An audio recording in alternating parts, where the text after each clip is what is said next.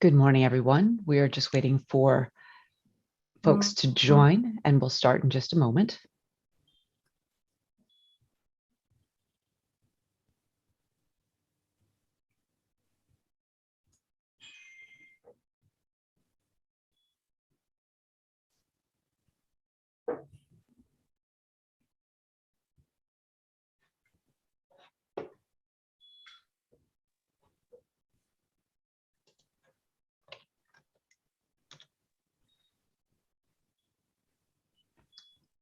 We'll give folks about 30 more seconds, and then we'll start the webinar.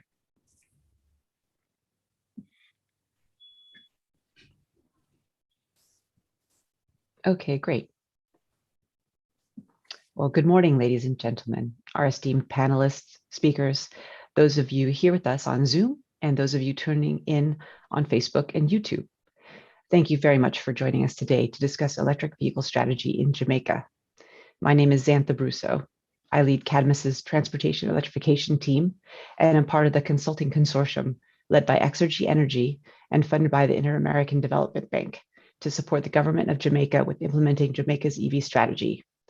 I'm pleased to serve as today's master of ceremony. We're looking forward to an engaging event that I know you will find both interesting and informative. This webinar will be interactive, and participation is encouraged through asking questions via the Q&A function you should see at the bottom of your Zoom screen. If you're watching on Facebook or YouTube, you can participate through the chats. Questions will be answered during our Q&A session at the end. So please monitor the chat for messages and links from the hosts. Note that to avoid disruptions, we have disabled the unmute button for attendees. If we're not able to respond to your question on the call, we will follow up directly with you via email and provide a response. And I'd like to remind you that this webinar is being recorded, and we will follow up with the recording for your reference and for you to share with your colleagues. So let's move on to the agenda. Thank you. We have an exciting agenda for you today, and we hope that the topics that we cover will help enhance your understanding of battery electric vehicles and how they can be integrated into the Jamaican energy system to help Jamaica achieve its clean energy and climate goals. We will provide information on the EV landscape in Jamaica, Government of Jamaica goals, and the upcoming EV fleet assessments and project goals.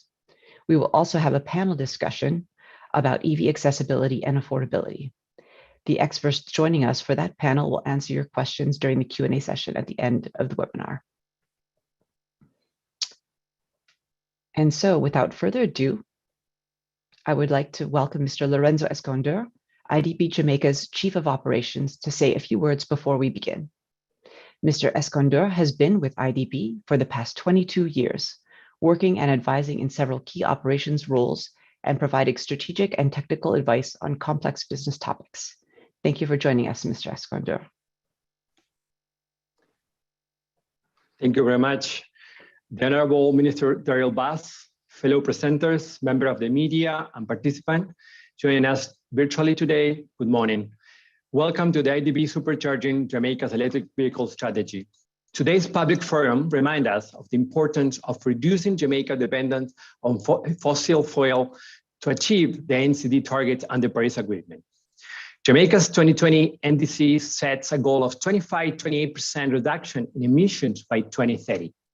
One of the key pillars to achieve this target is the inclusion of electric vehicles. Transport is a major source of energy consumption in the Caribbean islands, accounting for 28-37% of GDP.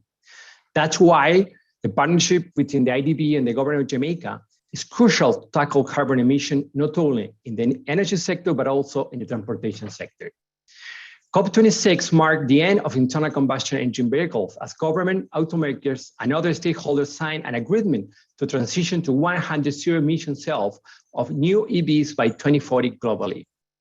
The Ministry of Science, Energy and Technology 2020 strategic framework for electric mobility laid out policy recommendations to reduce transportation sector emissions through EV adoption. By shifting to EVs, the Caribbean can benefit from $2.2 billion in fuel savings in the next 20 years. The IDB Group stands ready to support the progression of the EV across the Caribbean. We are supporting governments of more than 15 countries across Latin America and the Caribbean to establish the ecosystem for the development of electric mobility. That includes development in national EV strategies, policy, fiscal incentives, and also enabling regulatory frameworks and business models. We want to thank all the stakeholders involved from the government of Jamaica, in particular, the Honorable Minister Bass, the OIUR, and the private sector speaker from JPS, Evergo, Jamaica, and the National Commercial Bank. We will also want to thank Exergy Energy and Cadmus team for collaborating with us on this initiative. Thank you very much.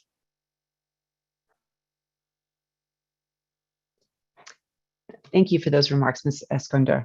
It sounds like IDB is well positioned to support Jamaica's ambitious EV goals. And now, Jamaica's Minister of Science and Technology, the Honorable Darrell Vaz, MP, has prepared an address for this webinar.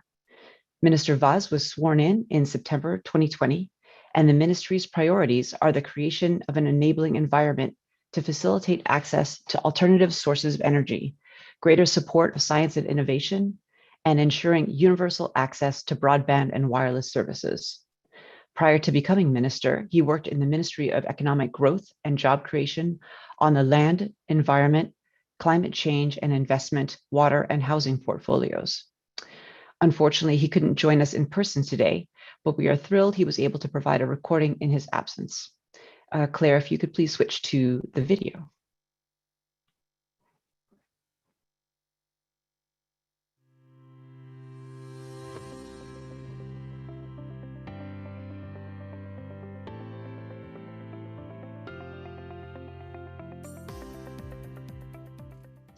Representatives of the IDB, presenters and panelists, ladies and gentlemen, it is indeed a pleasure to join the Inter-American Development Bank at this event as we supercharge Jamaica's electric vehicle strategy and e-mobility efforts.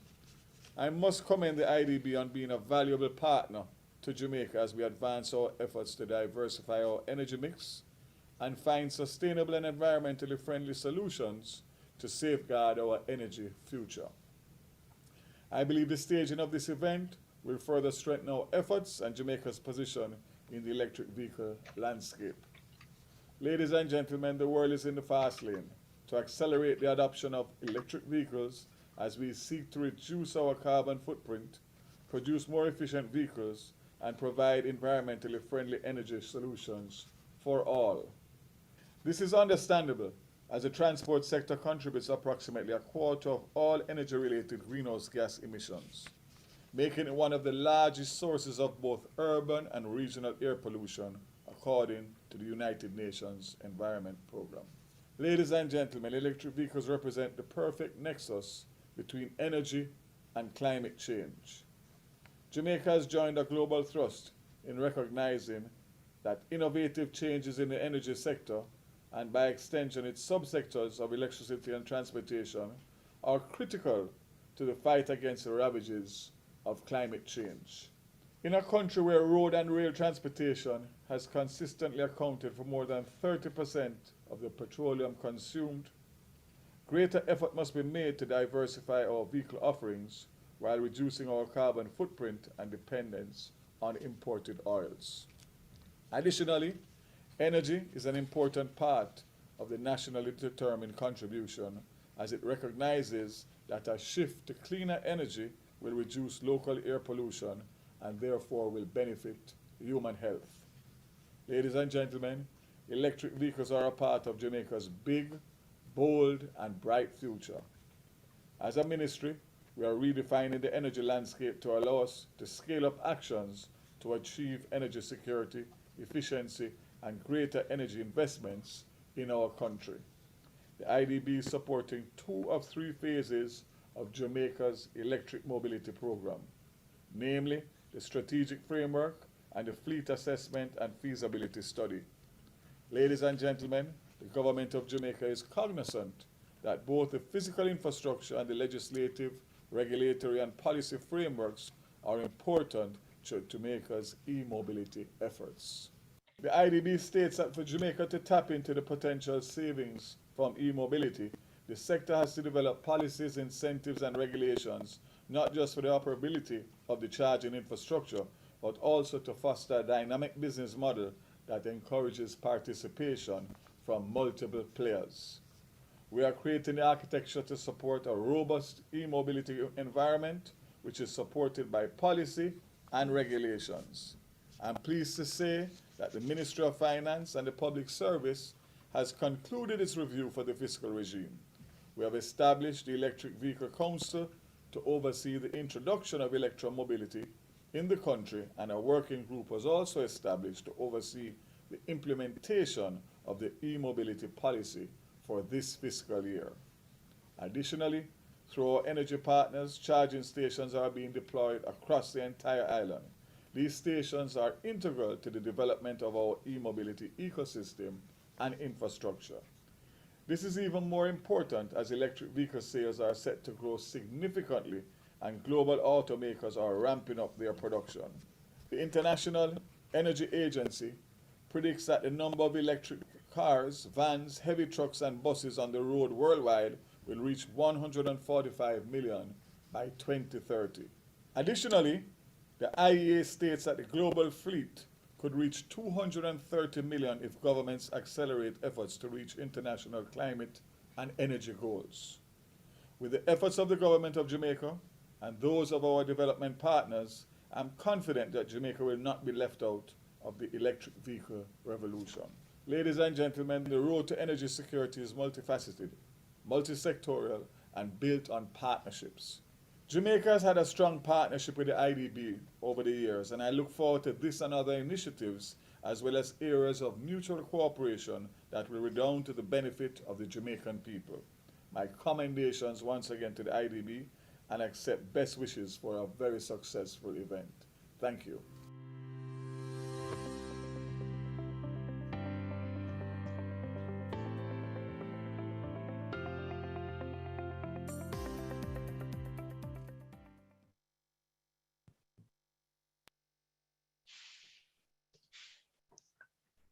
Terrific. That was really exciting to hear about the plans to diversify Jamaica's energy mix and accelerate EV adoption, including development of e-mobility policies and regulations and EV infrastructure.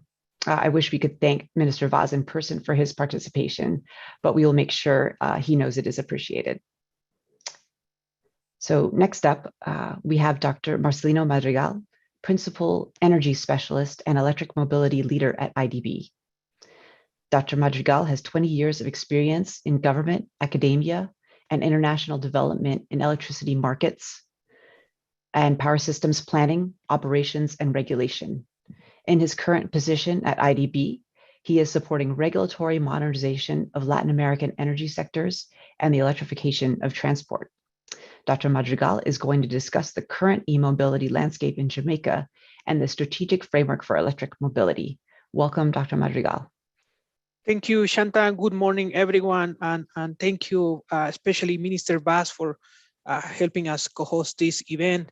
I also salute our representatives from the Ministry of Transport, the Office of Utility Regulations, Jamaica Public Service Company, and also new companies of this ecosystem that is, gradually evolving in Jamaica of electric mobility solutions such as Jamaeco, NCV, Evergo, Jamaica, X-Energy, and others.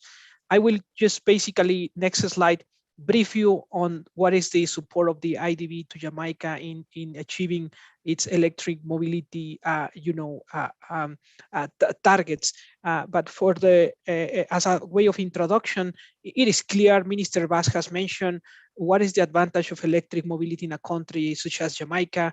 Most of the fuel is consumed in the transport and electricity sector, and basically fuel imports spend $1 billion in expenditures for Jamaica. So what better not to use all that fuel and have electric cars, which are way more efficient than conventional, cars.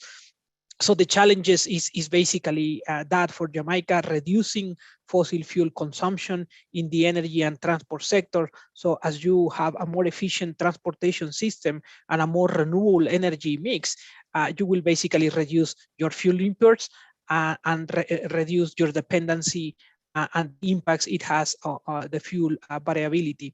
And in terms of emissions, a direct relationship.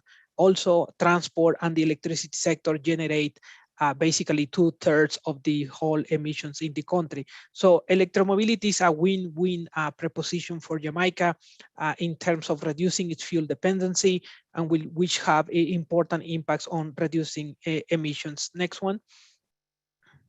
So why e-mobility? And as Minister said, this is not a question of why, but when.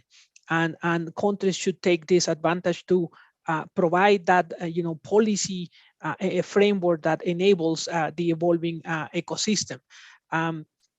In the case of Jamaica, the advantages are clear because of dependence on fossil fuel and the contribution to emissions. But what are the challenges on electric mobility?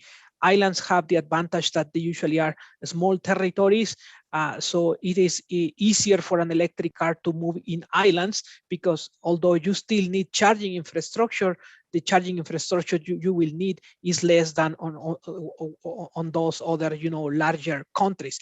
So the main challenge is the cost of acquisition, because the cost of per kilometer is already comparable or even lower for an electric vehicle, but the purchase price is what makes it difficult to introduce a mobility solution. So for that, we need to think on better business models, better financing, and incentives for users of mobility solutions. So it's incentives, is the charging infrastructures, and also for an economy such as Jamaica that depends on fossil fuel imports, but at the same time generates revenue from taxing the fuels. Also, Jamaica needs to look at the options to transform the way it recoups taxes from fuel, because you don't want to depend on taxes generated from a source you don't have in the country. So gradually looking at the tax aspects of electric mobility is important, and I will present a little bit on that later on, and we will have a great panel later discussing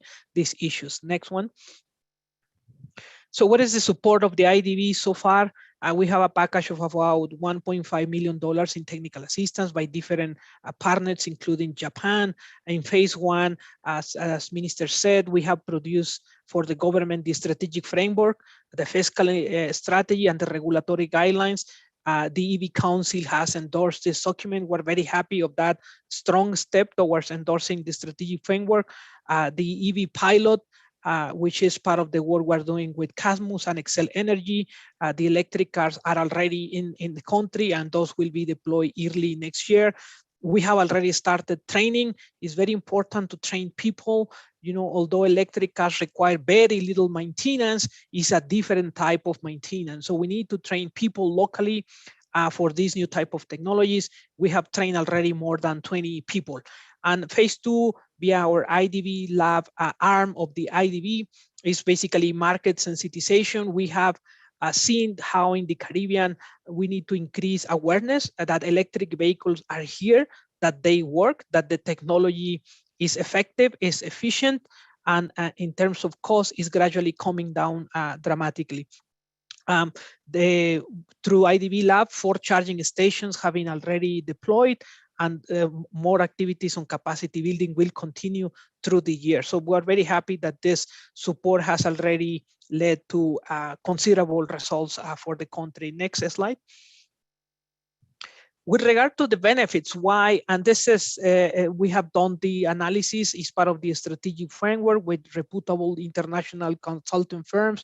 If Jamaica were to achieve the targets that are in the left part of the screen, achieving a 12% share of electric vehicles by 2030, 60% of public transportation being electric, you will reduce 3 megatons of CO2. But what is most important, Jamaica will save 2% of GDP from, having not to import that much oil. And the cost and the benefits are have been analyzed step by step in high detail. Most of the benefits, as I say, come from less fossil fuel to be imported from the country. Why? An electric car has 80% efficiency, a combustion car 20%. So in a combustion car, you lose 80% of the gasoline you put in the tank. It's as simple as that. Of course, there are other savings, which is emissions and other revenue that you could generate by gradually reforming the tax system that now relies a lot on taxing fuels at the pump. Next one. So the strategic framework basically defines what are the steps towards achieving those goals. And there has to be actions implemented by different government entities, the Ministry of Finance on the tax aspects, the technical issues regarding regulations, which for the most part will correspond to the Office of Electricity Regulation and also the power utilities. And there are measures that need to be performed also on the power sector. Of course, you want to accelerate the introduction of renewables in the grid so that you have more clean electricity going into electric cars. And you also need to work on the transportation system to make sure that the way the transport sector works is capable of absorbing this technology from the technical economic perspective. So the strategic framework has been finalized. The EV Council, and we congratulate the government for establishing the EV Council, has endorsed this document. Next one. The task aspects, as I said, we have analyzed the implications. It is important as many countries in the continent are moving in introducing incentives, especially, tax exemptions at imports, import tax reductions, registration fee waivers. There are all kinds of tax incentives that can be introduced on e-mobility that at the end are a win-win. Even from the fiscal aspect, in the medium term, there are ways to recoup any tax revenue lost for electric mobility. Just remember, at the end, you don't want to rely on a tax system that basically prices, on fossil fuels only. So you need to move towards a more modern taxation system so that you gradually rely less on fossil fuels. Next one. And finally, the infrastructure, the charging infrastructure, we have developed regulatory guidelines that have been used in different countries, and we have been in collaboration with the Office of Utility Regulation. Here, the key message is that 90% of the charging of electric cars will happen at home and at work. And then for that long drive during the weekend from one city to the other, you may need fast charging stations between the cities. So the regulatory framework to enable an ecosystem that is dynamic basically requires a regulation that enables multiple actors to participate in the charging ecosystem. Which are those actors? We at home, our offices at work, shopping centers, but also charging stations that may be located, in the highways. So you need multiple actors to act in those three different segments of charging, which are the three most important ones: home, work, office buildings, and long distance charging. So having a dynamic ecosystems with multiple actors is key. And for this to happen, regulation is critical. Next one. And with that, we basically finish our intervention. We are moving ahead.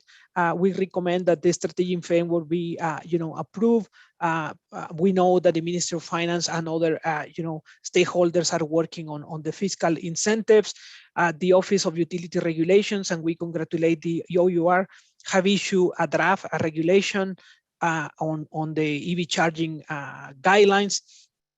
And we are, as IDB, seeking for other, potential now sources of financing, such as the Green Climate Fund, and also looking into interesting ideas on how to support the GUTC on the bus fleet renewal. This is a good time when your next purchase of buses should be electric. It's a time where the technology is readily available, is viable from the economic and technical perspective. So with that, I will finish my intervention, and we hope that all the participants enjoy this webinar, and we hope to have very important discussions that help us pave the way for an accelerated transition in Jamaica towards electric mobility. Thank you very much. Thank you, Dr. Madrigal, for providing that background for us. It really sets the stage for the rest of the presentations and for the roundtable discussion, so we can dig into how to move forward from here. So thank you very much. We also want to acknowledge that we've received several questions, and we'll be addressing them during the Q&A session at the end, but please keep asking them, and we will have them online for the Q&A session. Now, here to talk about fleet assessment and feasibility project with IDB is Mr. Xavier Gordon, President, Exergy Energy. Exergy Energy is a Canadian firm focused on the transition to a cleaner and more efficient energy sector. Since 2012, Exergy has developed, operated, and managed hundreds of solar PV, energy storage, and electric vehicle infrastructure projects in Canada and across the Caribbean. Welcome, Mr. Gordon. Thank you very much. I appreciate the introduction. Next slide, please. So we want to talk about a couple of the activities that Exergy Energy is leading along with the Cadmus team and several other partners to help advance e-mobility in Jamaica. The first activity is a fleet assessment and feasibility study.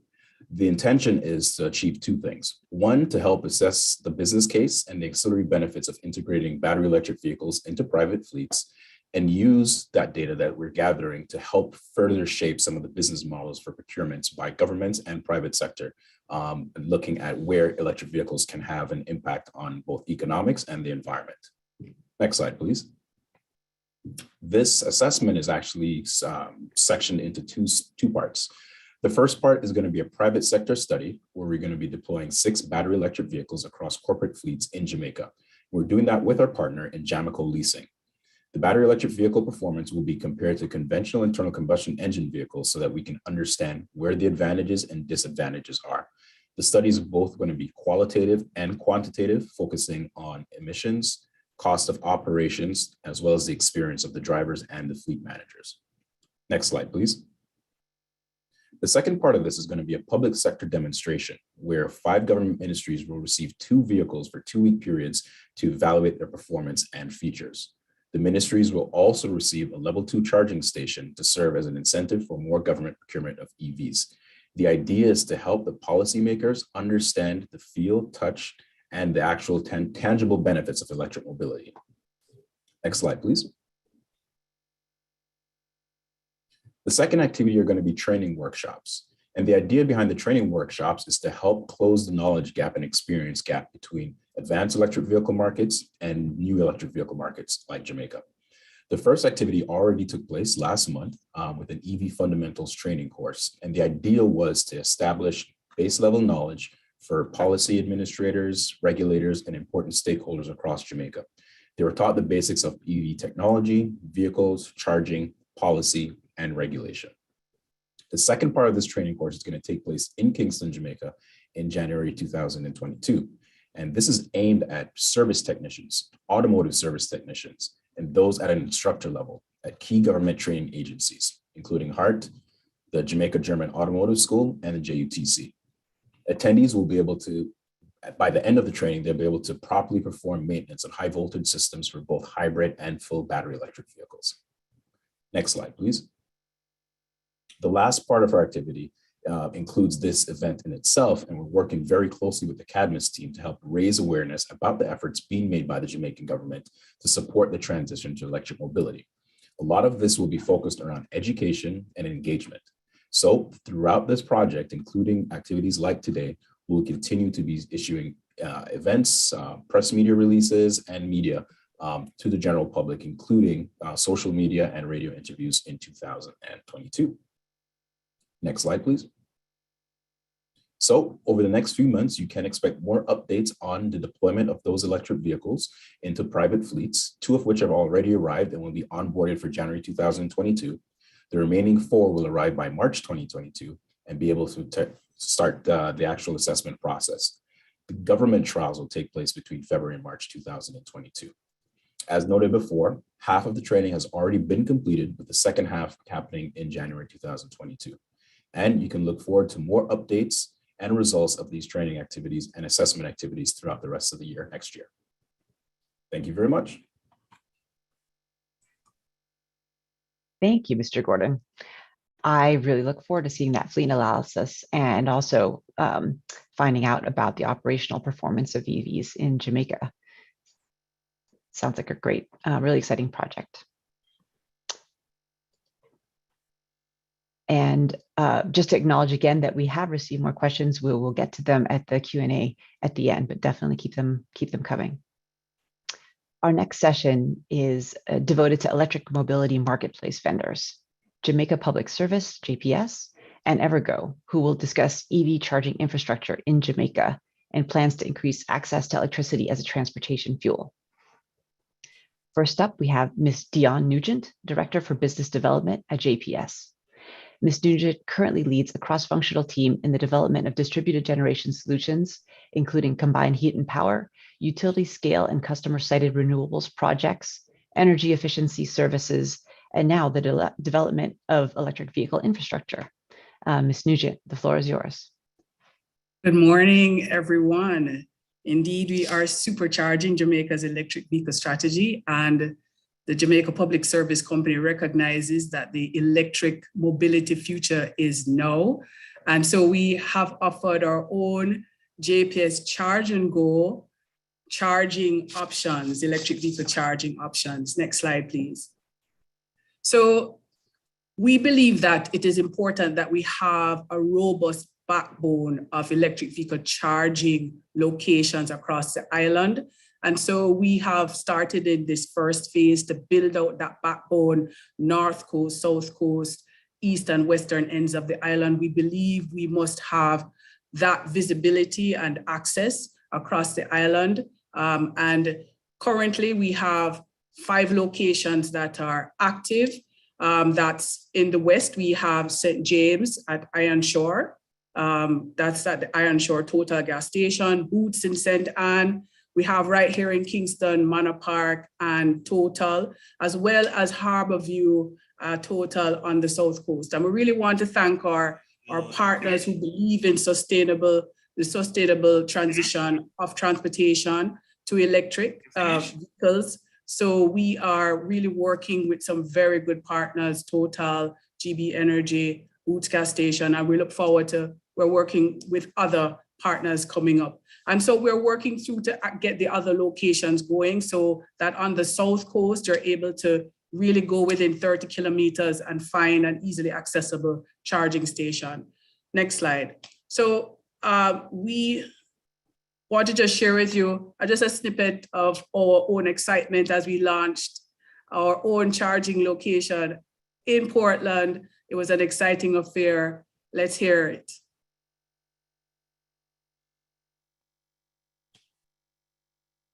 Welcome, ladies and gentlemen, to the commissioning of the Port Antonio Total JPS Charge and Go.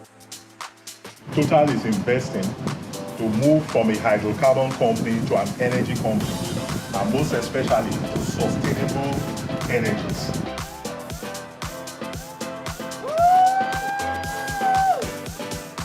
The Jamaica Public Service Company is at the forefront of a national movement to revolutionize transportation in Jamaica. There is no better place than Portland to illustrate that wonderful blend of tradition and renewal. Let us in Jamaica be an integral part of creating a healthier and better planet Earth for our children and future generations. Let us be on the right side of history here in Jamaica. I'm delighted to be here this afternoon at the Jamaica Public Service Commission's another electric vehicle charging station in Bryants Bay, Portland. I was at the first commissioning in St. Anne a few months ago, and since then, we have seen the EV wave steadily moving across Jamaica. As far as the Ministry of Science, Energy and Technology is concerned, we are pushing for a significant reduction in the duties on electric vehicles.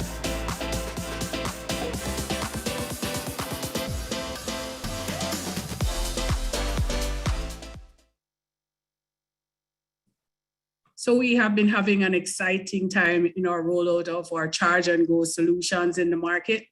And on our next slide, we'll be just highlighting our solutions that we have across the island. So we actually have 3 in this first phase, 3 rapid chargers. So these can charge your vehicles within a half hour, just come out, stretch, do some shopping. We have cited them at locations where they're fairly good conveniences that you can access and, just be able to have a quick charge.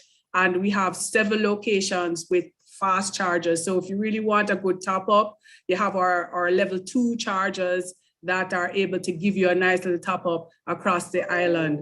And we do have flexible plug options. It's highlighted on the slide. I'll go into that just a little bit more in a subsequent slide, but I just want to also indicate that, you know, we have a very strong partner, software network partner in ChargeLab out of Canada that facilitates or payments or charging sessions via a very convenient mobile app. And on the next slide, you will see how easy it is really to use our own Charge and Go option. So it's just a matter of downloading the ChargeLab app, you register and you create your account with your credit card, and you can also register for an RFID card.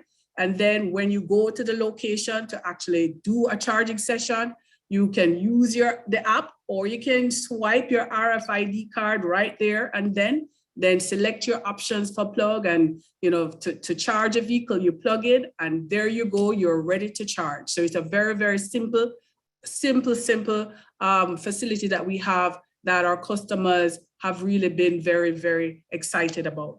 So on the next slide, we have been very careful in terms of the plug selections that we have used. We think this is a very important area as we look ahead to the development of charging solutions in Jamaica.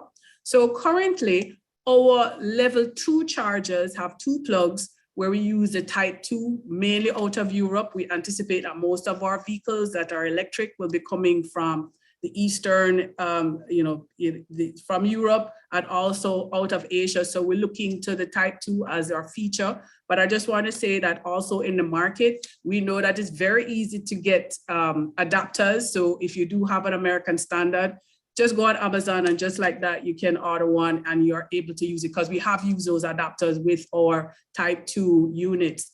On our type 3 or rapid chargers, our level 3 or rapid chargers, we have 3 options for you, 2 DC and 1 AC option. The 2 DC options, one is out of Japan, the CHAdeMO, and the European one, which is the CCS2. And we do have, again, the type 2 on that. So you have 3 plug options. And what we're saying, we want to make it easy. We want to make it friendly. So you don't have to really go out too much to use an adapter. Next slide. So, you know, as we look ahead in our own journey here with our Charge and Go solution, we believe it's very important to have that backbone. We want access. We want persons to really not have an issue with going and buying an electric vehicle, because when they're on the road, they're not sure they will be able to do a charging. So JPS is committed to lead the space in terms of that backbone, and then fill out as we go, as the sector grows with more charging stations.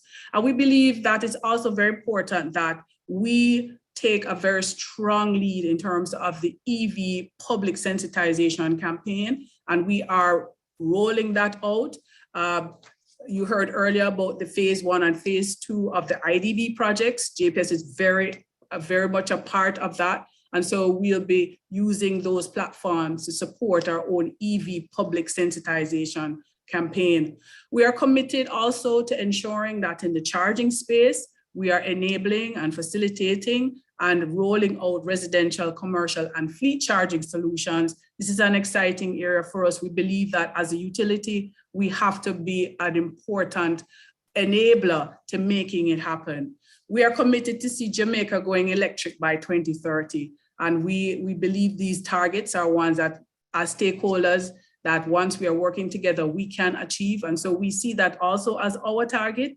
And we see that it's also important that we are grid ready as a utility to ensure that as EV expands and grows in Jamaica, that you can plug in at home wherever you are, and the grid is ready to support you. So thank you for joining us today. And we look forward to an exciting ride in this EV journey as we charge and go. Thank you. Thank you, Ms. Nugent, for highlighting those activities that JPS is participating in to advance EV adoption in Jamaica by especially expanding access to EV charging, supporting public education on EVs, and strengthening the grid. So next up, we have Mr. Kevin Francis, General Manager of EV Power Jamaica. Mr. Francis has worked in the energy sector for over 25 years, with over 15 years of experience in energy and project management. He has served as project manager for the launch of Evergo Jamaica since 2020. Mr. Francis, please go ahead. Thank you for the introductions, Andrew. Good afternoon, good day, everyone. Sorry, pushing the day already. Welcome to Evergo Connected Forward. Next slide, please. At Evergo, we believe in charging vehicles, and the way forward, we think, is through electric vehicles. We have the most advanced and sophisticated platform of EV vehicles. And as you see, we're installed in Dominican Republic, Panama, Jamaica, and their teams rolling out to Mexico, Paraguay, Puerto Rico, Spain, Uruguay, etc. We think that with our charging network, you'll be able to lose that rage anxiety that is synonymous these days with EVs. And we're ensuring that wherever you travel within Jamaica, Lakar region, you'll be able to see one of our charging stations and restore that comfort in traveling around, even in the eco-centric world. Can we go to the next slide, please? Let me show you our level 2 charger. We're showing two models here, one that has one unit and one that's a dual charger.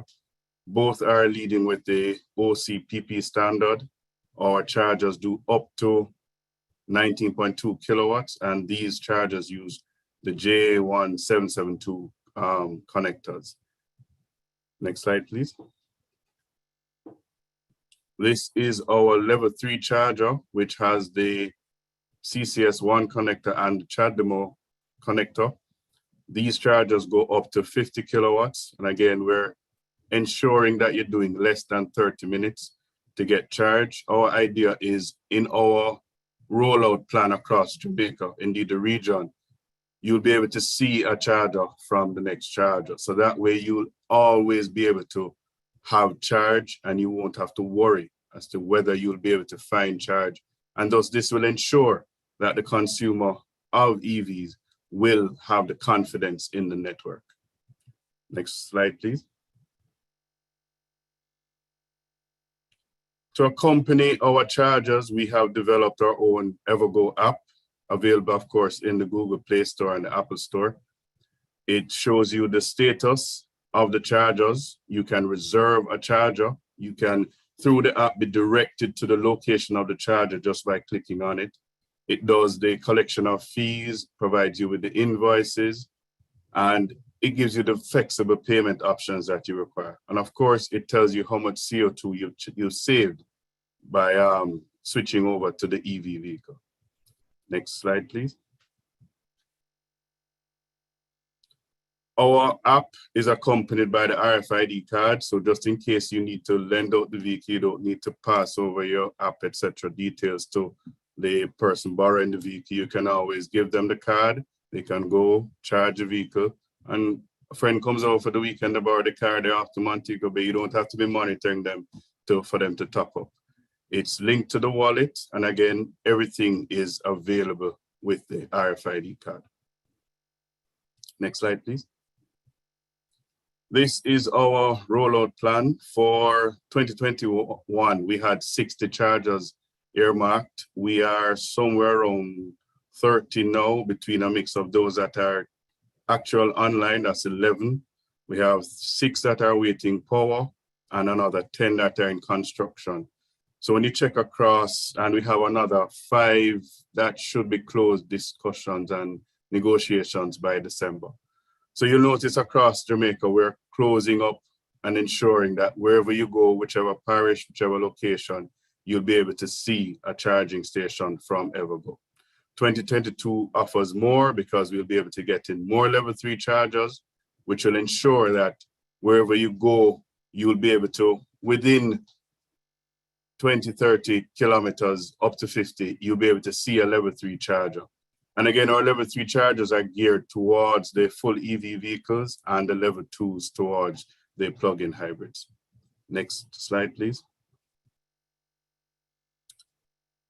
That's it from us on Evergo. Thank you for listening and participating.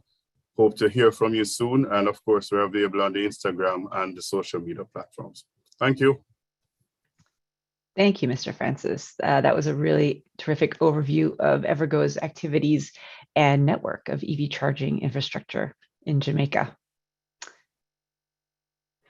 We are now going to kick off our roundtable panel discussion, Drive Green, Drive Clean. So EVs must be affordable and accessible for EV adoption to advance. So our panelists will be discussing ideas for incentives and regulations to promote EV adoption.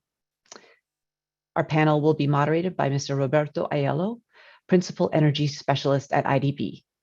Mr. Aiello has more than 25 years of experience in investment operations, technical assistance, and development policies in the energy sector and in sustainable development.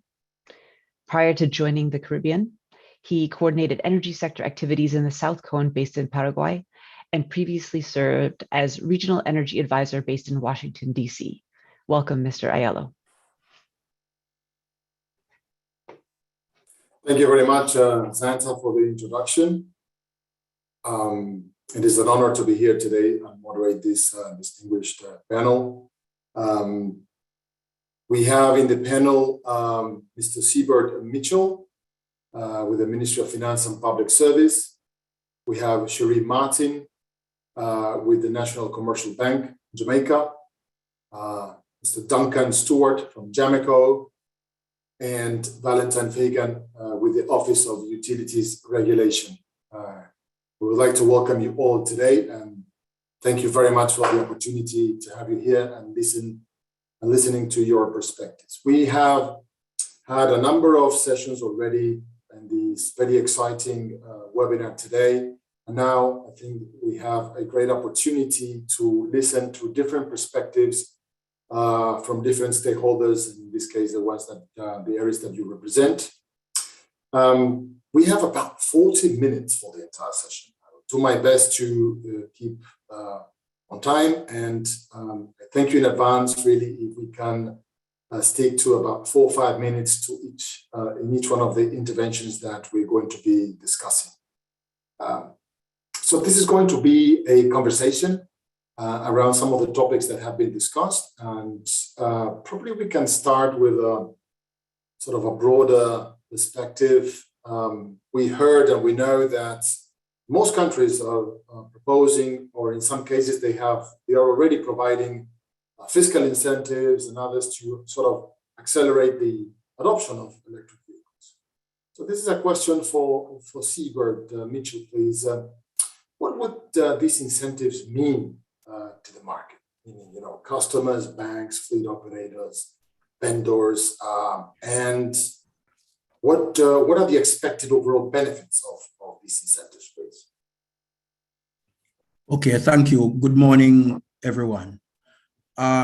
First of all, on behalf of the Minister, the Financial Secretary, and the staff of the Ministry, I would like to say thanks for giving us this opportunity to be a part of what we consider an energy revolution.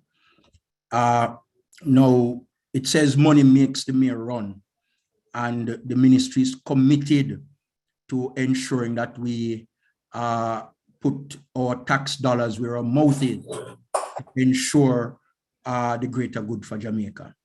Now, presently, electric vehicles, we refer to them as EVs, are approximately 50% more expensive to acquire than their internal combustion engine, that is IC counterparts. Now, this causes EVs to be less accessible to the ordinary Jamaican just now than the IC vehicle. In addition to the initial cost, there's a 30% import duty required for payment at the ports on these units. So, of course, this compounds the inaccessibility of EVs. Now, the GOG has absolutely no control over the initial purchase price of EVs, as we are not motor vehicle manufacturers, as you may well know. So these costs will only be impacted by the forces of supply and demand. The GOG, however, has control over the import duty component. which will make the EVs a little more accessible.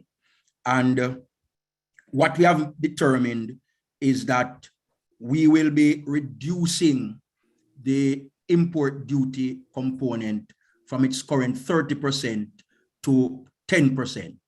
And that's the minimum that is currently prescribed by CARICOM. Now, we're expecting that reducing the import duty component will make the EVs a little more accessible. This positive movement in accessibility, we expect, should impact a shift in culture, since persons will now at least start seeing a proliferation of EVs and start to understand them a bit better. This will in turn create a shift in cultural habits, with the benefits being derived by those initial owners being heralded within the Jamaican marketplace. So therein, you will have more stakeholders who will begin to crave access to EVs, which will create a willingness of financiers to provide financing. Furthermore, you will now have vendors having the assurance, that there will be significant take-up of EVs, which will spur them into shifting resources towards the acquisition of EVs. And then, of course, what this will do is that this will cause the required market penetration, which, of course, will influence the habits of the manufacturers. So this competition now among manufacturers is what is going to be expected to drive down significantly cost of these units. Now, penetration is not just about changing habit, but it will also, well, as I mentioned earlier, create competition among the manufacturers. So fleet managers, in terms, will also benefit, because they are now going to be confident, that persons will be comfortable driving EVs, and hence they will now introduce more EVs into their fleet. And having these choices, these additional choices, will result in betterment for the Jamaican populace. And as mentioned earlier, I think it might have been by the minister, the end game is to minimize the current carbon emission that is currently faced within our country. And we are assured from our standpoint that EVs will provide the facility for a significant reduction in our carbon emissions. All right, thank you. Thank you very much, Mr. Mitchell, for that sort of general overview. Very, very comprehensive, very clear. Definitely, as you mentioned, and as it was mentioned before as well, the benefits and the business case for e-mobility is quite clear. But you also mentioned some barriers, and you mentioned the sort of the upfront costs, which are higher from conventional vehicles. So this is this brings us to a question to Mrs. Cherie Martin with the National Commercial Bank. Probably, Ms. Martin, if you could tell us a bit, what are the banks in Jamaica doing sort of to deal with this barrier of initial cost? And we heard that NCB has recently launched an auto green loan in Jamaica. Could you tell us a little bit more about this facility? Sure. Thank you, Roberto. Good morning, everyone. It's a pleasure to be here. So yes, Siebert has mentioned the cost of EVs being prohibitive, and I'm happy to hear that the government is considering, what it can do to not let this be a deterrent. And so, how we see the EV developing is an ecosystem, essentially, where different players have to come to the table and do their part. So from the financing perspective, we recognize that access to financing must come with some concessions. It must recognize that, we need to jumpstart the adoption and certainly support the ramping up of persons adopting this particular type of transport for all the reasons mentioned before. And so I think the financial sector as a whole considers that there is a role to play in ensuring this is successful. NCB in particular has stepped out first, I would say, in announcing the offering of a specific EV loan. And the idea is that it must come with concessions. And so, it has a preferential interest rate. We are waiving fees associated with acquiring a loan to buy an electric vehicle.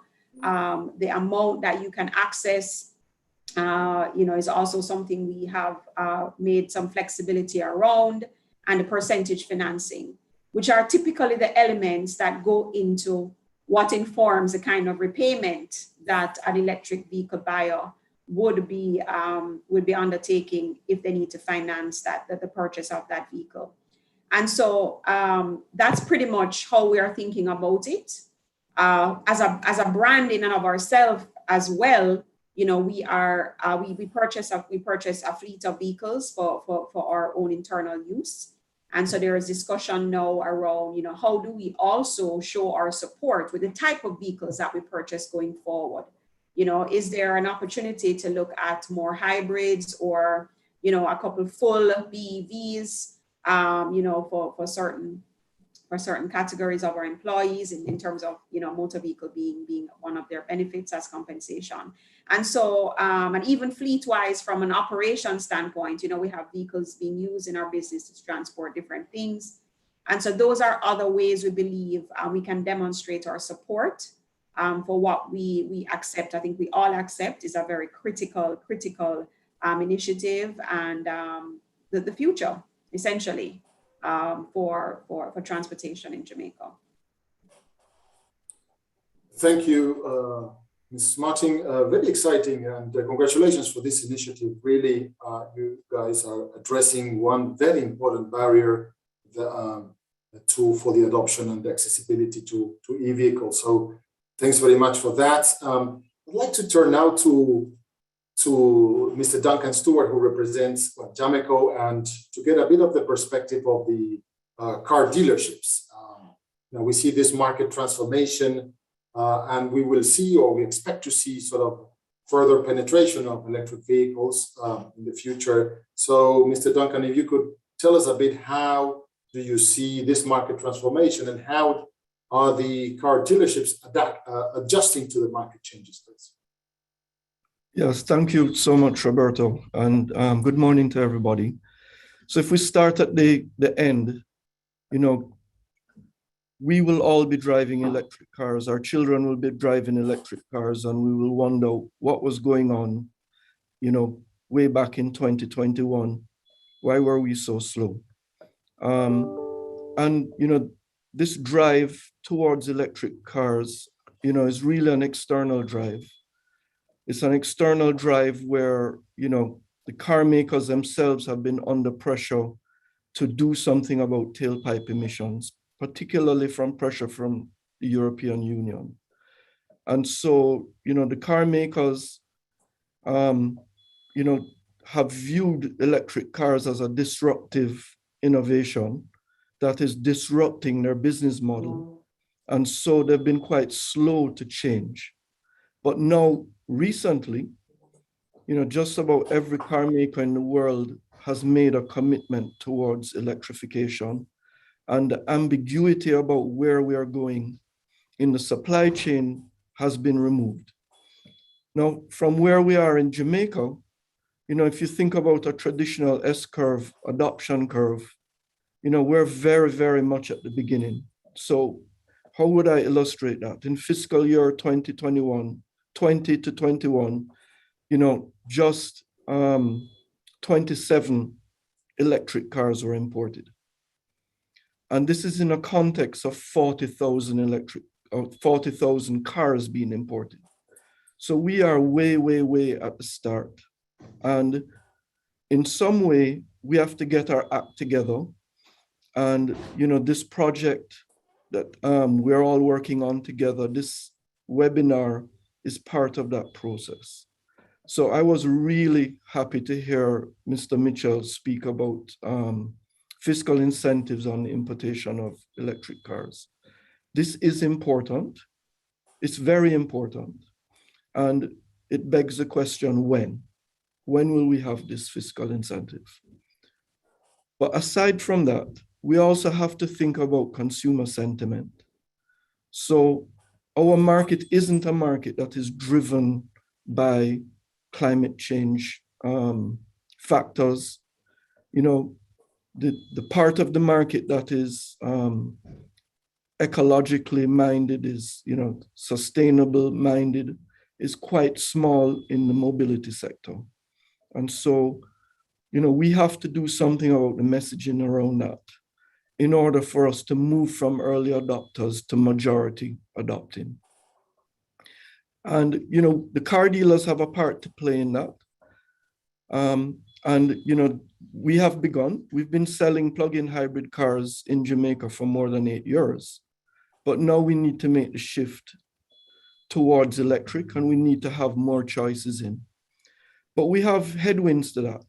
And part of the headwinds is Jamaica saying that we want electric. Why is that necessary? Because the car makers have limited engineering resources to approve vehicles for each market. So if we don't come out and say we have a 10% fiscal incentive, you know, we're putting in place regulation around the charging infrastructure. We do things like having a common charging type.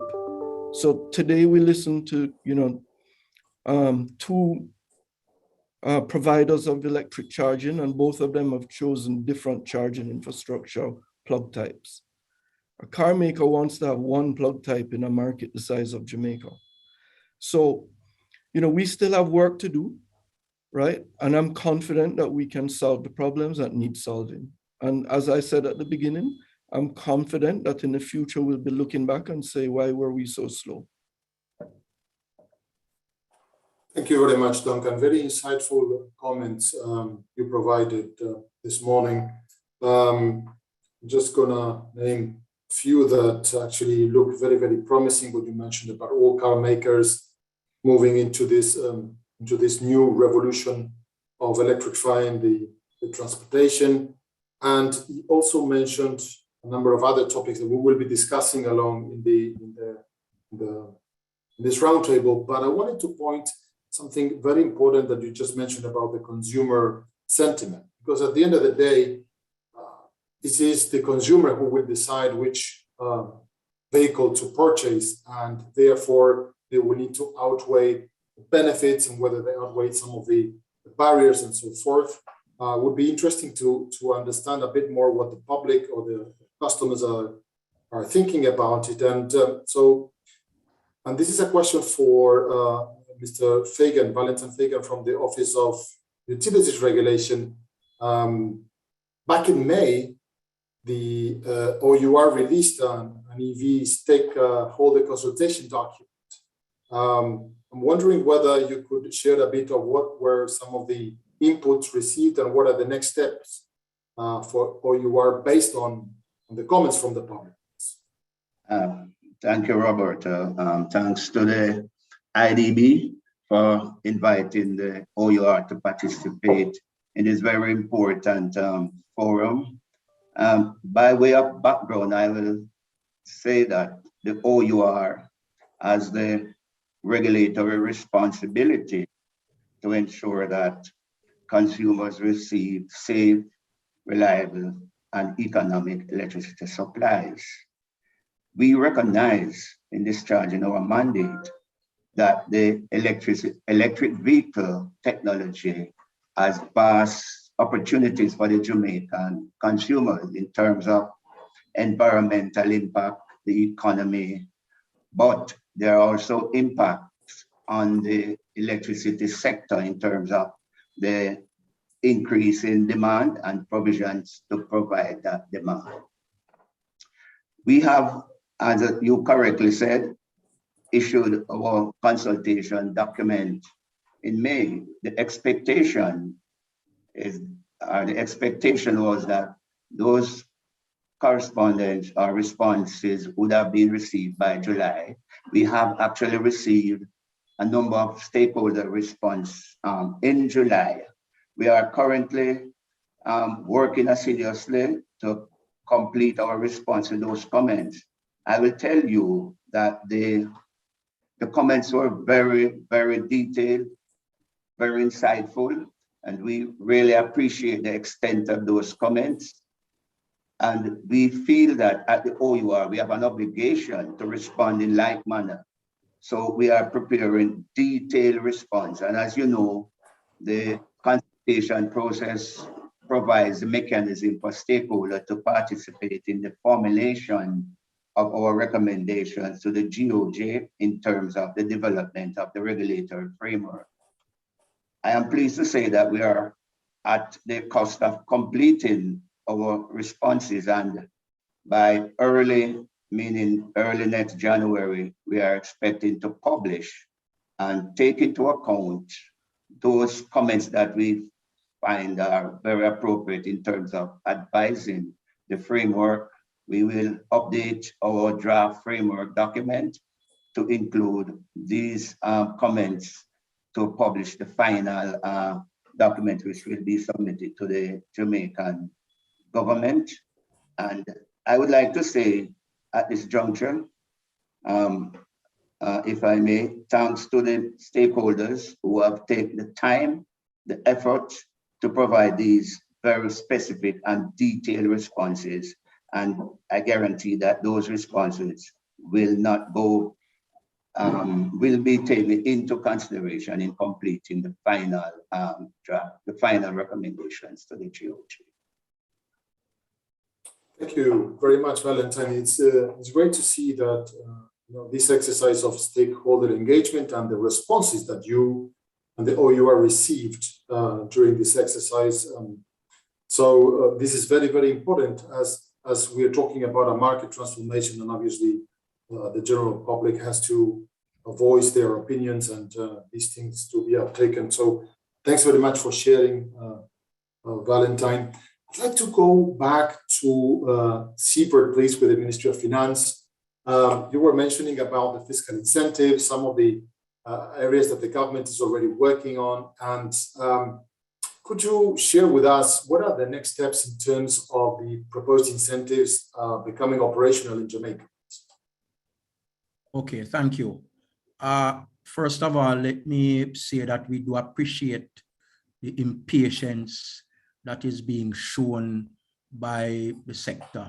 It came out clearly in what Duncan expressed in his own dissertation.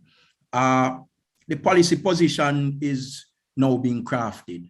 So I'm assured, or I can assure all, that in 2022, in early 2022, we'll have a clear policy position in place. And let me hasten to thank you, Duncan, the IDB, MSET, the Ministry of Transport and Mining, the Climate Change Ministry, a number of stakeholders who have been and still are a part of the consultation. I can tell you that we are at the final drafting stages. There is a particular matter that the IDB is assisting us to address. So we will be over this hurdle in a very short time. After that, we'll move to getting approval from Cabinet, and we know that that is a very involved process. We will follow up with rolling out the incentives itself, but rolling out the incentives is not the end game. It is the beginning, we would say, of the end of the process, because after that, we'll have to look at evaluation. We have to evaluate the incentives that are provided to ensure that they are serving the purpose for which they are meant. Within the evaluation process, there is the possibility that we may tweak some of those incentives. We may look at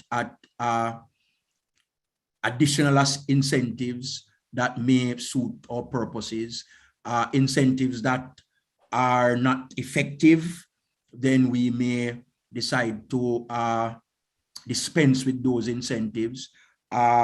We may look at the duration of time that the incentives should last. So there are a number of possibilities that exist within the evaluation framework to ensure that what we will get at the end of the day is a package of incentives which will be effective and provide for efficient rollout of electric mobility.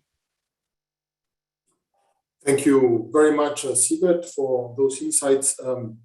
Very good to know that the whole process it's sort of set up as a dynamic process that will sort of do an evaluation, as you're saying, incorporate the feedback of how things are evolving, and sort of being a kind of alive policy making process to ensure that the market transformation reaches the objectives that the government wants to achieve. And in that, let me take the opportunity again on behalf of the IDB, to thank the government for giving us an opportunity to collaborate in some of the areas with you and the other institutions and stakeholders in Jamaica in such an important process. So thanks again for that.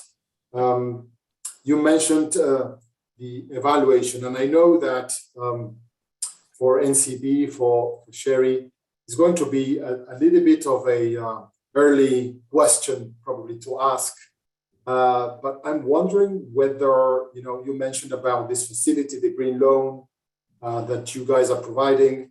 I am wondering whether you can share with us a bit of what has been the initial reactions of the customers of the market, and if you also think that we should expect sort of all the financial institutions to, in some ways, to expand the menu of options to customers, for customers to access e-vehicles. How do you see that as well? Thanks.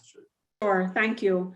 So I think you had mentioned the number of cars that have come in. I'm not sure of the 27, if they've all been sold. But I do know that somebody has to step out. We can't all be in this wait and see mode from a financing standpoint. And even if we don't see any immediate rush for take up of these vehicles, we still believe the message needs to be sent, and there needs to be a clear indicator that there's willingness on the part of the financing institutions to support this transformation in transportation in Jamaica. And so we are not seeing, an overwhelming number of persons rushing in.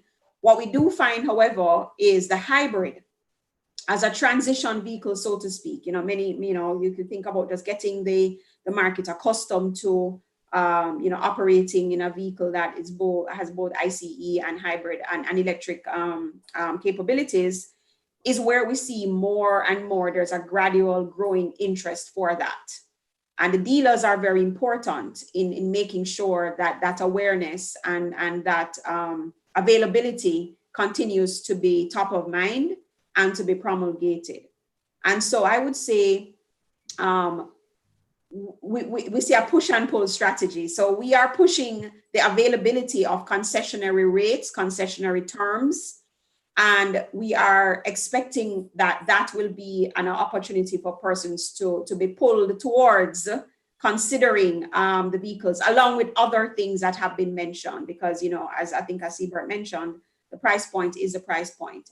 We also see where dealers are more interested in looking at a range of electric vehicles. You have your high end down to your economy models, and that too will create the space and the supply, obviously, that will have persons thinking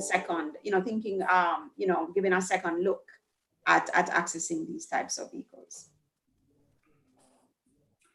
Thanks very much. Very, very insightful, very complete and clear your response. And actually, we have Mr. Duncan here as representing the dealership, so we can actually ask some of these questions to Duncan. Is that okay with you, Duncan? So, we were talking about financial incentives, green loan and others, and the push and pull strategy Sherry was sharing with us.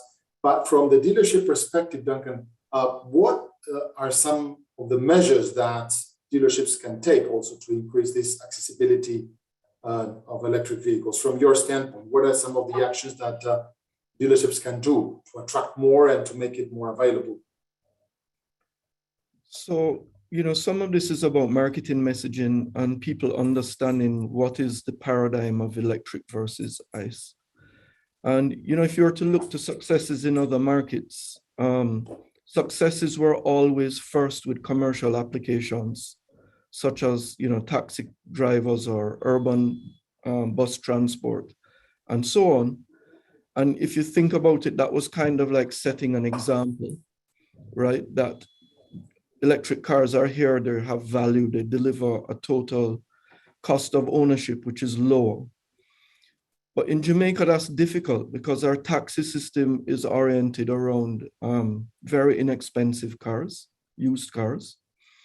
And so now we have to switch the messaging to say, well, how does a consumer appreciate the benefit? And what we are seeing is that we are seeing more and more demand from companies that have international connections. In other words, there's a mandate within the corporate structure that says we must be more responsible.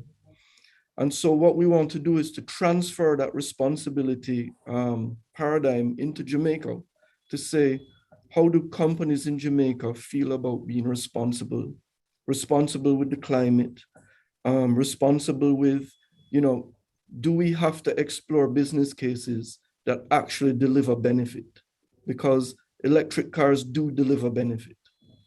So it's good to hear, Cherie say NCB needs to think like that. I can say that our own fleet management company is thinking like that. I can say that our clients are thinking like that. What we need to do now is to make the next step. The next step up is to say, how do consumers think like that?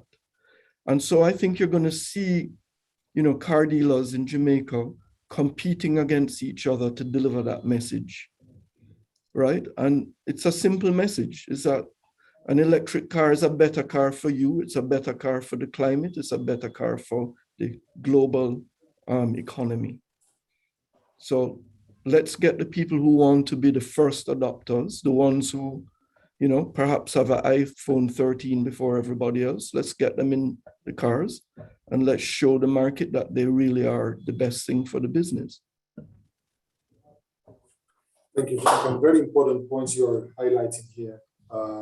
Definitely corporate social responsibility of the private sector and the companies. That is something that can definitely show a lot of traction in market transformations, definitely. And obviously, it reminds us about the importance of the joint efforts between the public sector and the private sector in achieving these very important results. And we can see that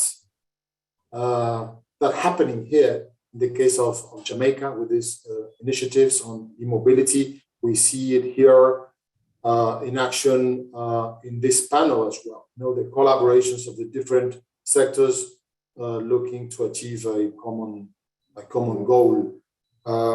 Public awareness, the importance of public awareness, as you say, how to translate sort of this paradigm shift also to the consumers and engaging them as well, and all the efforts that OUR and obviously the government through the incentives, as Siebert was explaining, all of that will contribute to sort of engaging more customers, and with the incentives that both Cherie and other financial institutions and Duncan, you're mentioning about from the dealership standpoints, definitely we could expect sort of a broader uptake and penetration of EVs in Jamaica. Just a quick point as well, that obviously the whole e-mobility sort of strategy in some ways inserts within what it is an increased penetration of renewable energy as well, or a renewable energy or clean energy strategy for the country as well, that also they go hand in hand. Definitely both will contribute to enhancing energy security for the country, achieving more efficiencies, and definitely better services for the citizens of Jamaica. So all of that is part of a larger package, and I just wanted to put it back on the table as well. But now going back a bit on the regulation side, that actually was brought up again, and it's very important because in addition to the incentives and the different sort of instruments that can be laid out by the different stakeholders that were mentioned, and this is probably a question, Valentine, you can help us with this. From your standpoint, from the OUR and the regulator's standpoint, what are some of the considerations that are important, to consider, to mobilize if we want to have a more effective or smoother transition from fossil fuel transportation to electric vehicles? What are the regulatory dimensions that come to your mind as the sort of the key ones that we have to keep in mind? Thank you, Robert. A very insightful question. From the regulator perspective, there are 4 key areas that we will need to consider. And most importantly, we understand that from our research internationally, that over 90%, just about 90% of charging of EVs is done at home or at workplace. So the question now arises in respect to public charging facilities, meaning public infrastructure along the roadway, etc. So one of the major considerations that we are looking at is the fact that in light of the definition of supply of electricity as defined in the Electricity Act, there is a likelihood that the participation of private third-party electricity charging supplier may be restricted based on the fact that the current electricity provider, JPS, holds an exclusive license to inter alia supply electricity. So that would be an inhibiting factor, and the OUR has taken serious consideration of this.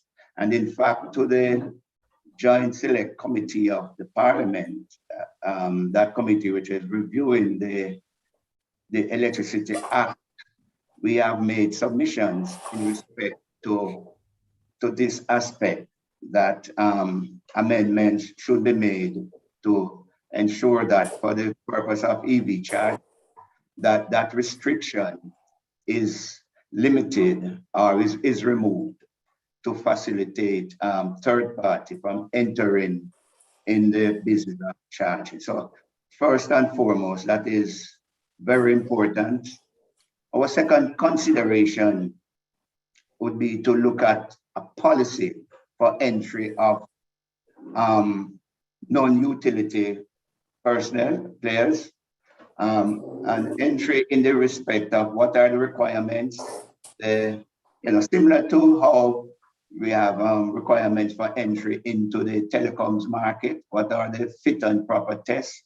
What are the other requirements of safety that you would need to satisfy in order to qualify as a supplier of electricity to the third party? And in addition to that, we'll also need to look at strategy to prevent the exclusion of players who meet those qualifying requirements from participating in the market. There may be instances that entities may want to prevent other qualifying entities from entering the market. So we need to look at those strategies. And thirdly, and I think the IDB has provided significant assistance to the ministries, MSET, etc., to establish standards for charging stations to ensure the accommodation of different types of EV. I think Duncan mentioned, or it was Leon, in terms of the different charging standard or charging configuration. We need to establish standard to ensure accommodation of different types of EV that may be imported in the country. So those are the top three. And fourthly, establish a policy for the interaction between utility, the power utility, and other players in the market.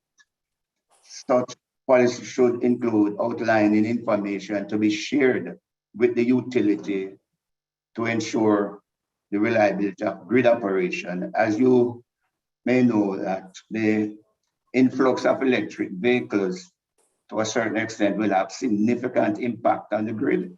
So it is important to know the location, the size, the type of these charging infrastructure so that their impacts on the electricity grid can be predicted and planned for.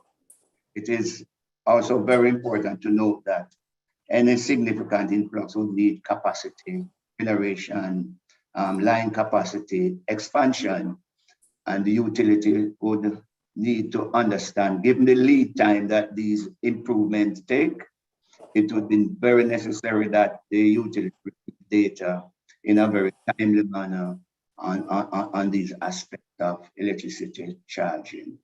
So I think those, in my opinion, would be the 4 key considerations in terms of incentivizing EV, the transition to EV. And it's, as the panelists would have alluded to, it's not an overnight switch, really. It's really a transition. It's a timely process with several different parties in several disciplines coming together, coordinating the effort to ensure that it is, I would say seamlessly, but it is done in a manner that would benefit all of the stakeholders, and mainly the consumer.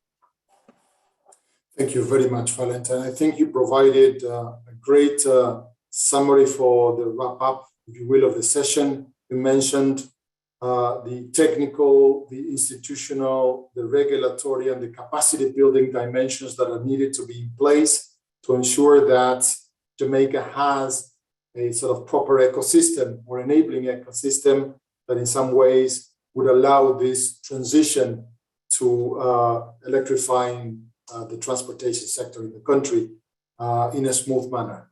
So now we have reached the time for this session. Really, we would stay here discussing with you all a few more hours, definitely, and I'm sure that the audience also would be very interested to continue the discussions, but we must close now.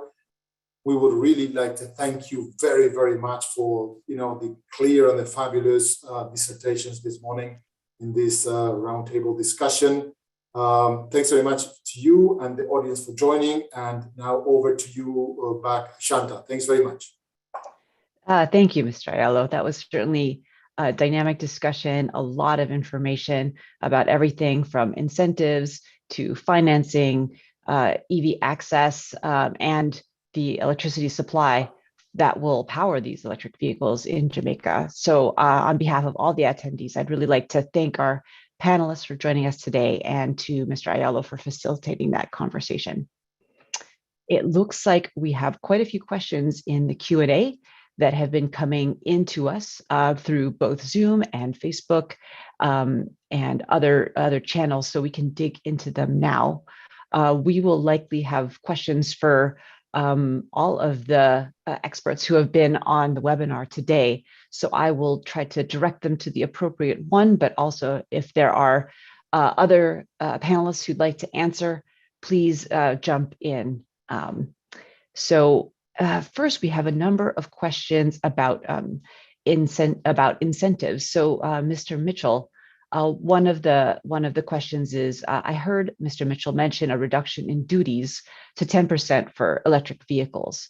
Are there any plans to further reduce those duties to zero, such as some of Jamaica's neighbors?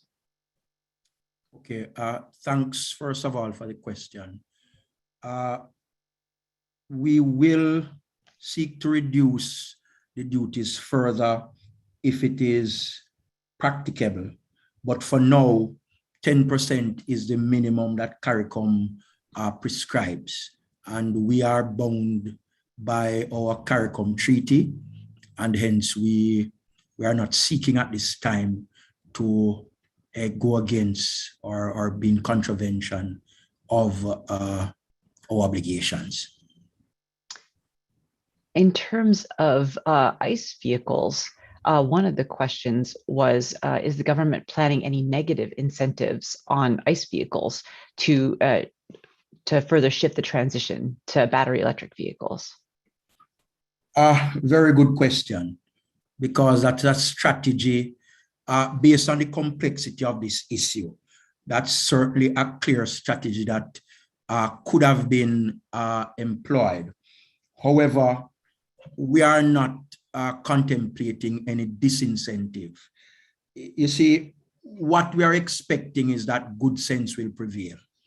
And if persons listen keenly to the persons who presented, you would recognize that it doesn't take rocket science to determine that once the electric vehicles take a foothold in Jamaica, you would have wished that you came and saw electric vehicles from birth.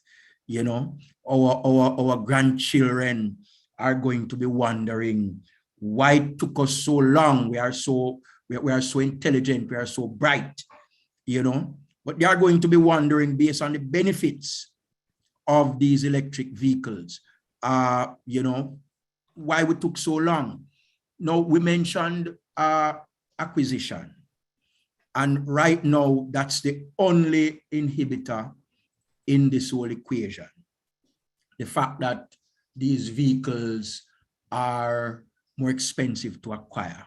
But as it relates to cost, the cost of maintenance, the usage of fuel, you know, there are so many other benefits. The emission, there are some of these vehicles that have nil emission, you know, and we need to recognize that we need to preserve the environment within which we live. So these are already convincers, to my mind, you know, for driving persons towards EVs. So we really, as a government, don't need to contemplate disincentives.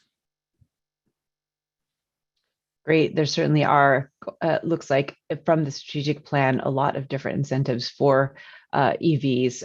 And certainly one would hope that just the experience of driving an EV makes it a no-brainer for folks to adopt them. There are a number of questions about loans and financing that have come in. So I wanted to ask Ms. Martin, with regard to, one of the questions was regarding the loans offered by NCB as it relates to EVs at interest rates of 6.65%. Is this also applicable to plug-in hybrids? Yes, it is, Santa. I've been answering in the chat just in case you don't get to answer. Great. So yes, an answer for that question is yes. Okay. And what about special financing for electric vehicles, not just cars, but also electric bikes? Yes, we're actually in discussion with a supplier on that now.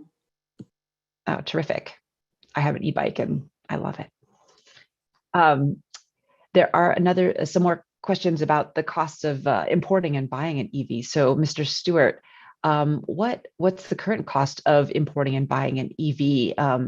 And what makes are being imported? What are the most popular ones being imported and sold in Jamaica? So earlier I referenced that we had 27 vehicles imported in the previous fiscal year. And that data showed that only one new car was imported. All the rest were used cars.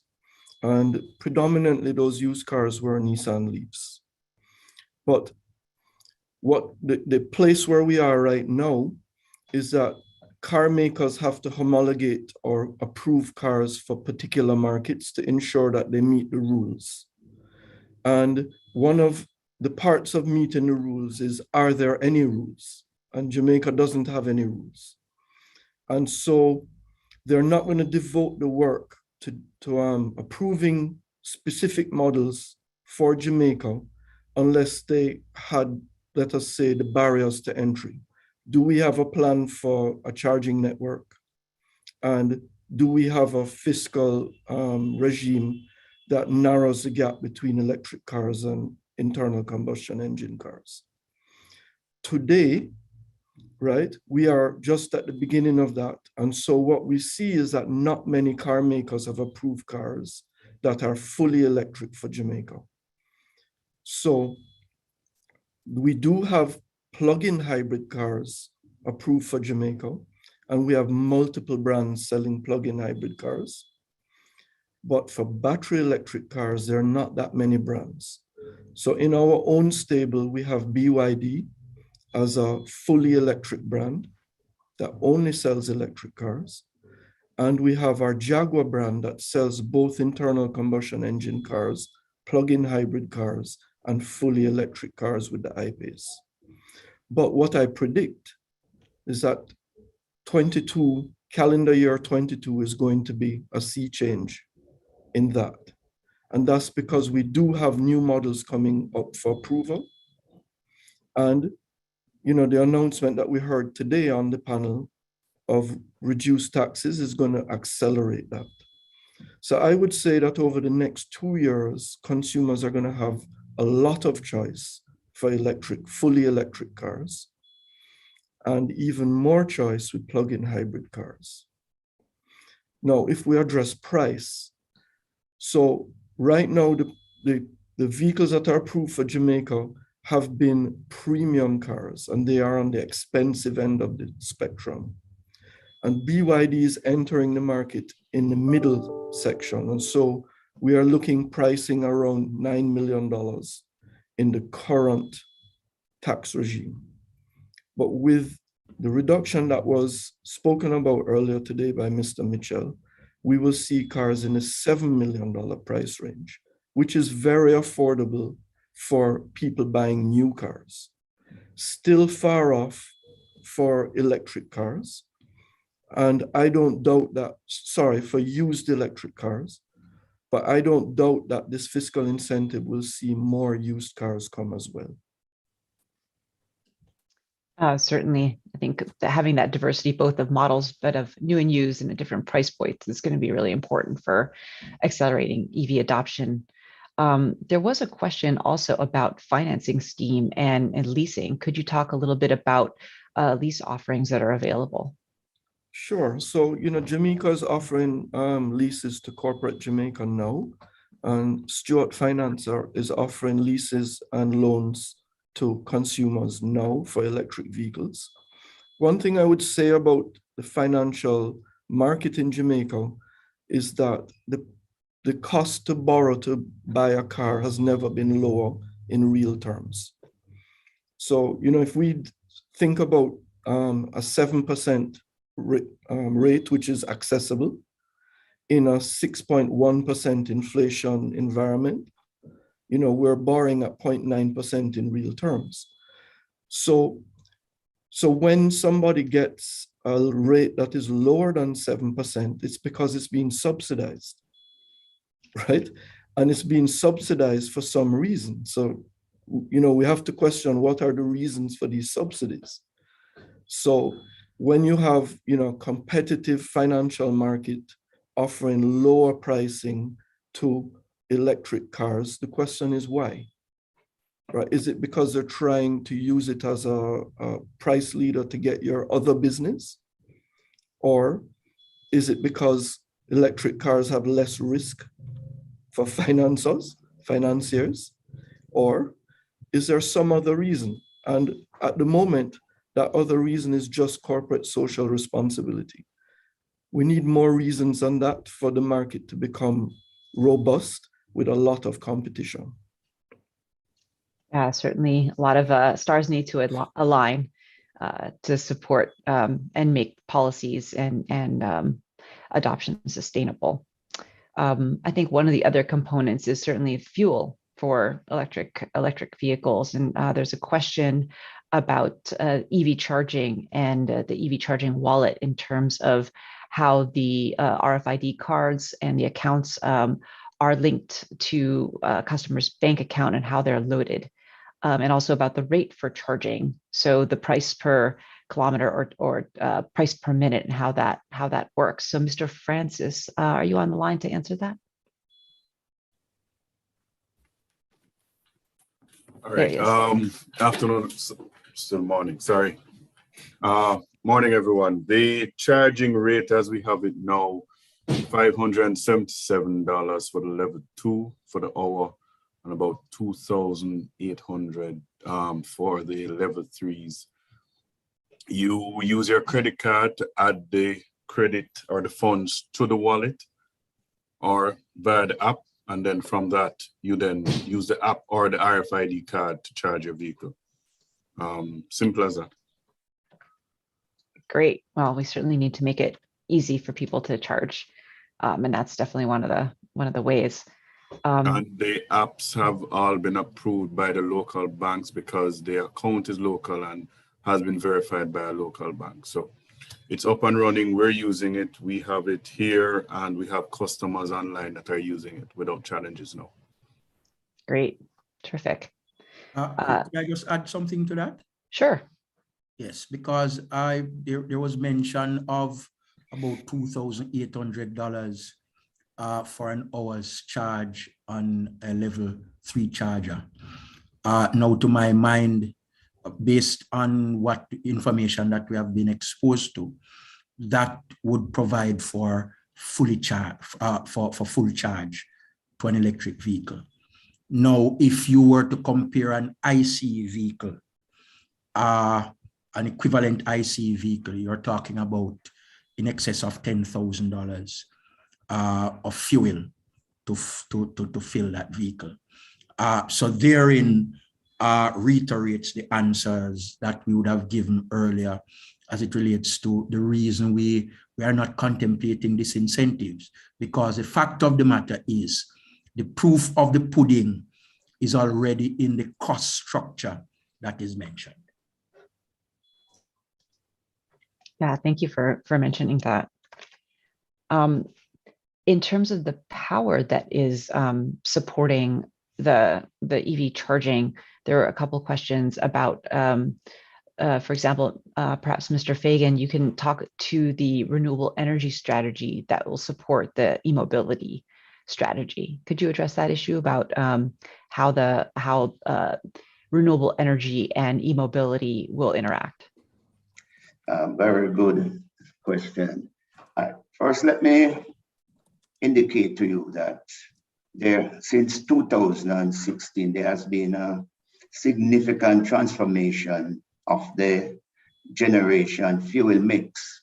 And by way of example, in 2016, over 90% of the electricity generated was generated from liquid fuel, meaning heavy fuel oil, expensive and somewhat dirty, and just about 4% from renewable sources. Fast forward to 2020, we have a significant transformation in the mix to more cleaner, economical energy. For instance, renewable energy now contributes over 13%. I think it's about 13.8% to be exact. And natural gas contributes over 60%. And liquid fuel have declined from over 90% to just about 20% or under. So it's a significant transformation. And as you audience probably know, the fuel for EV is electricity. So you have literally put over 70% of fuel to your car from natural gas and renewables. And as the trust for renewable energy, renewable projects increase, this will get even better. So it is a very significant way of reducing emissions, pollution, in addition to noise pollution. The fact of the matter also is that there are home charging, and a number of consumers are moving to solar, in particular, renewable energy generation for their own purposes. And as I indicated earlier on, about 90% of charge occurs at home. So there's a significant opportunity to use renewable energy to replace liquid fuel, both in your charging at home and in general, based on the mix of the electricity generation. Hope that adds some value to your question. Yeah, definitely. Given the preponderance of home charging, then customer-sided solar will certainly be important in ensuring that vehicles are fueled with renewables. I guess we have time for one more question, and then we have some closing remarks. But I wanted to leave this open for the panelists. There was a question about the private sector and how the private sector can continue to support Jamaica's EV strategy, and how it would it's a process that would benefit from the input of different stakeholders. So would one of the panelists like to opine on the role of the private sector in Jamaica's EV strategy? Zanta, I'll take a stab at it. So MSET is chairing an EV working group that is a multidisciplinary and multi-ministerial group of people that get together to discuss, moving forward. So I think the question came from Joe Edgehill, where she's asking, how do we get input into that group? And, I would say that the contact person would be Donna Jackson at MSET. Alternatively, there are industry partners from the car dealers associations. There are people from the gasoline retailers associations and others. So you can also speak through the industry reps. I'm one of those industry reps, and I would be happy to receive input or questions to take to the council. Zanta, I can add to that as well. Terrific. Our charging network is essentially built with private sector partners and public sector to some extent. So how we go out is we approach the host partners, form an agreement with them, and then put up the charging stations there. So roughly 90% of my chargers, before I go back and check my numbers, are with private sector entities. So they can join by joining the host network, and then build out the ecosystem even further. So that will assist us in getting the chargers out. Okay, terrific. Looks like there's lots of different opportunities for private sector involvement in different elements of the EV ecosystem in Jamaica.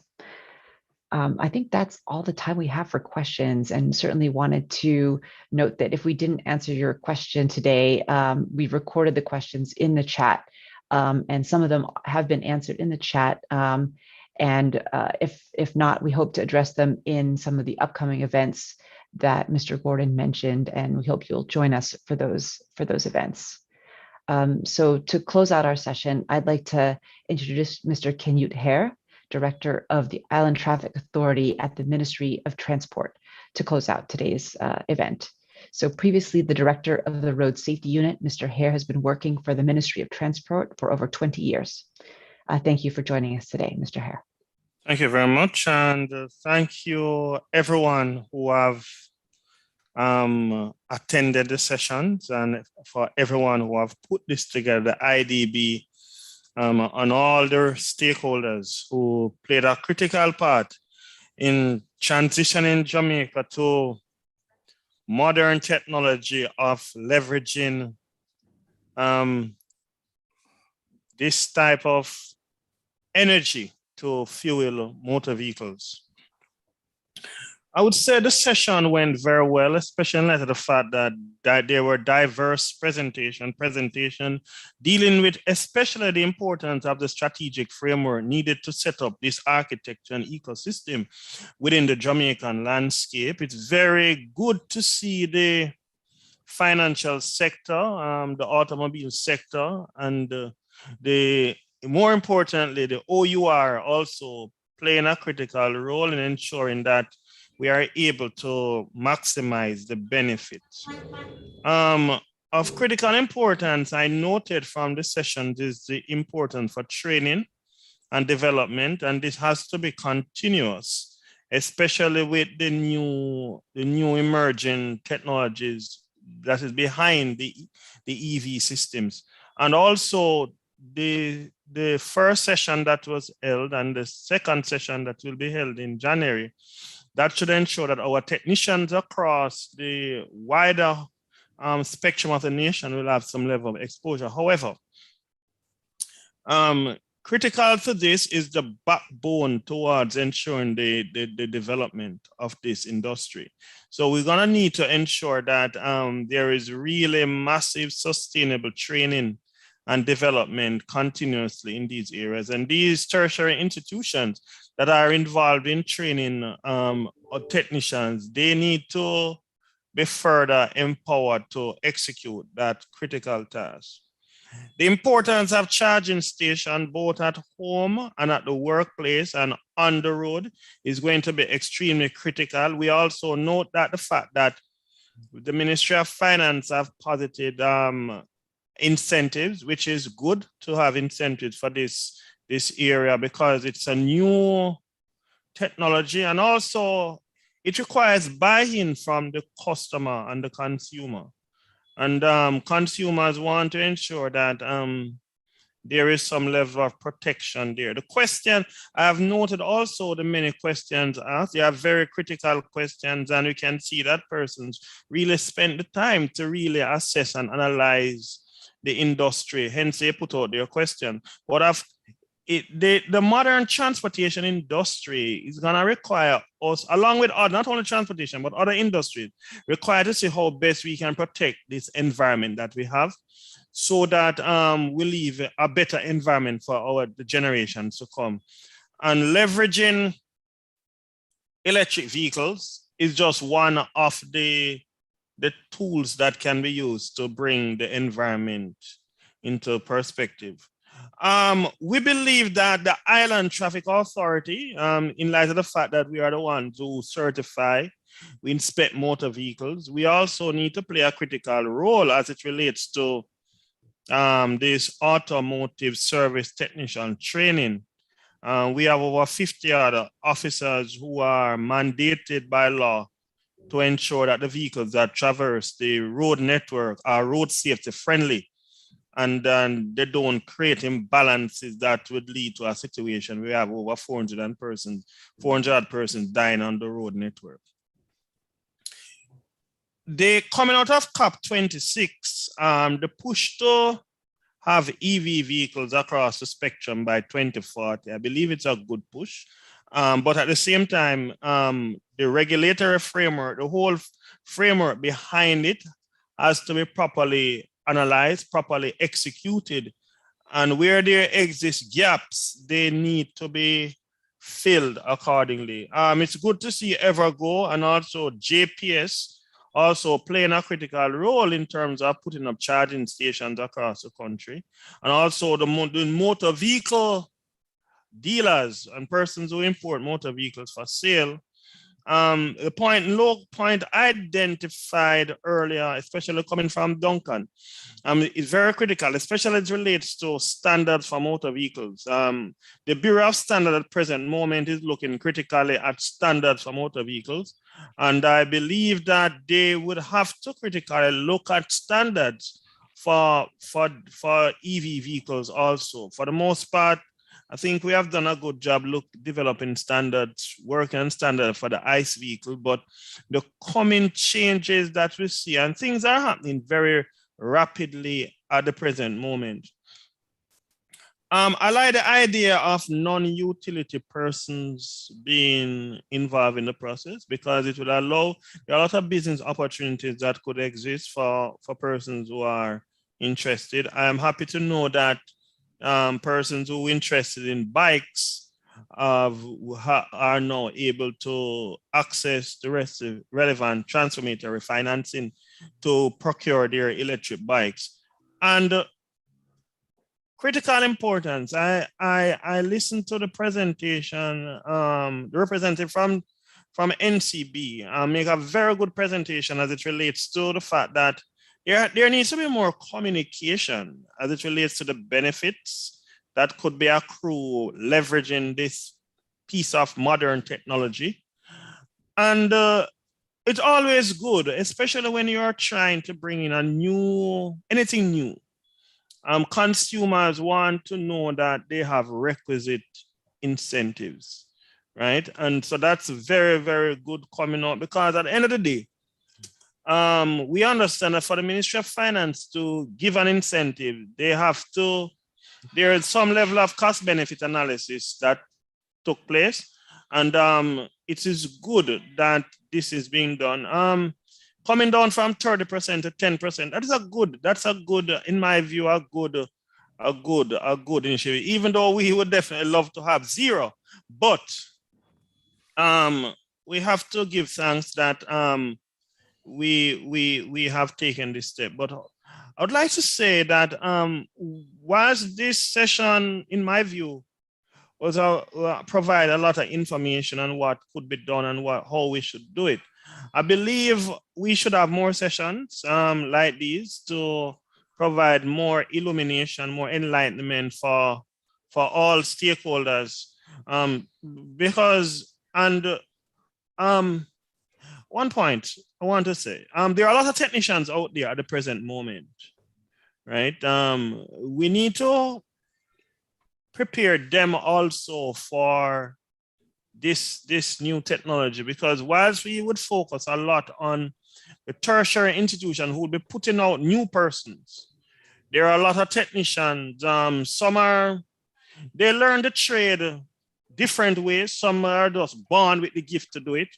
But we need to also ensure that, in light of the fact that by 2040, we expect to see a large number of electric vehicles, we need to begin the process now of providing incentivized training sessions for these technicians from Moran Point to Negril Point. Again, I would like to say that the IDB, the Cadmus, Zerge Energy, and everyone who has put the time to get this session off, we want to say from the Ministry of Transport and Mining, we are extremely grateful.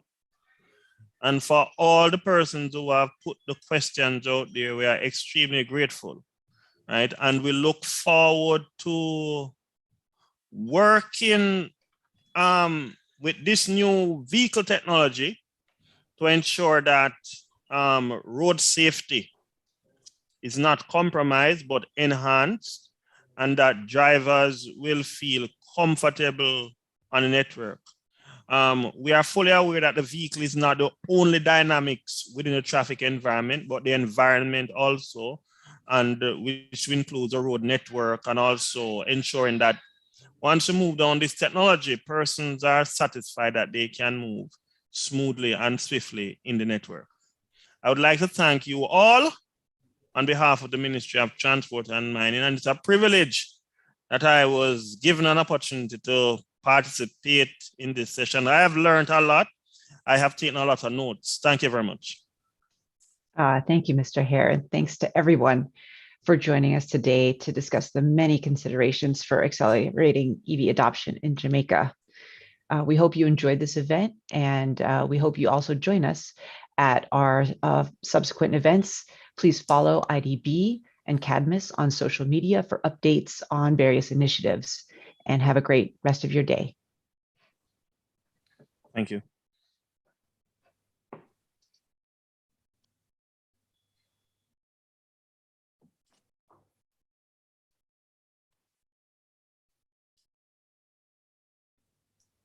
All right, bye everyone. Bye everyone.